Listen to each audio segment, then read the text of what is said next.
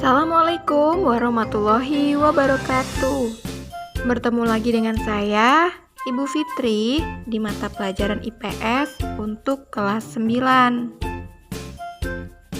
Semoga kalian semua selalu sehat dan selalu dalam lindungan Allah Subhanahu wa Ta'ala di tengah keadaan pandemi COVID-19 ini. Mari bekerja sama, belajar keras, saling menghormati, dan mendukung dalam melalui setiap tantangan. Sebelum mulai pembelajaran daring hari ini, jangan lupa berdoa terlebih dahulu ya, agar segala sesuatunya dipermudahkan dan ilmu yang kalian terima bermanfaat.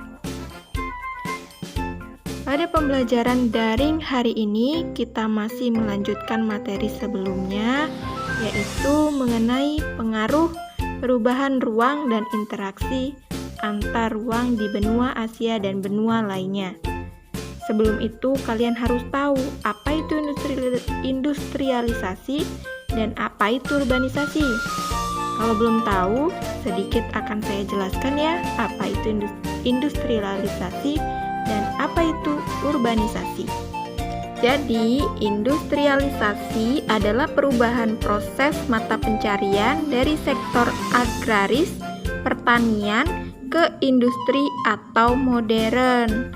Sedangkan urbanisasi adalah perpindahan penduduk dari desa ke kota. Urbanisasi dan industrialisasi tidak bisa dilepaskan karena saling berkaitan.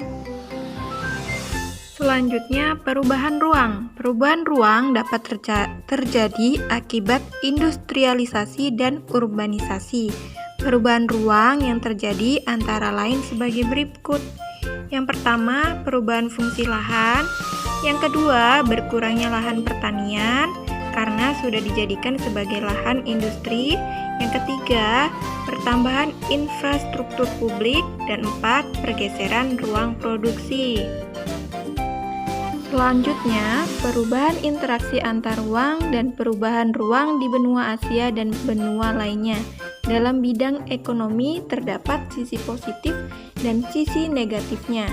Sisi positif yaitu meningkatkan produksi barang dan jasa.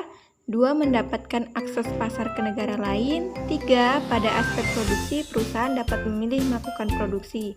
Sedangkan sisi negatifnya, suatu perusahaan dapat memindahkan pabrik ke negara lain. 2. Perpindahan pabrik mengakibatkan para pekerja kehilangan tenaga kerjanya. Yang ketiga, bertambahnya pabrik menimbulkan polusi. Keempat, masuknya tenaga kerja ilegal. Next, berikutnya di bidang sosial budaya juga memiliki sisi positif dan sisi negatif. Bisa kalian simak pada video ini sisi positif dan sisi negatifnya. Selain bidang sosial budaya, juga terdapat bidang pendidikan. Kalian simak dengan baik ya.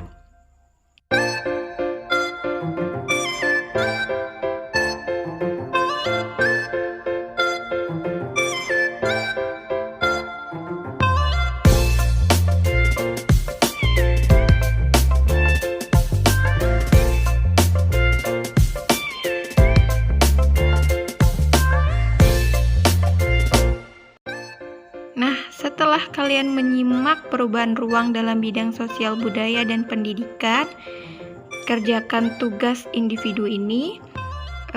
Dalam bidang politik, sebutkan sisi positif dari bidang politik dan juga sisi negatifnya. Kerjakan dalam link yang ada di rubelmu. Jangan lupa diisi absennya juga ya.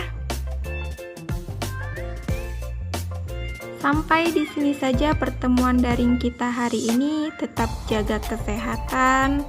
Semoga pembelajaran daring kita hari ini berjalan menyenangkan, produktif, dan terima kasih sudah menonton. Wassalamualaikum warahmatullahi wabarakatuh.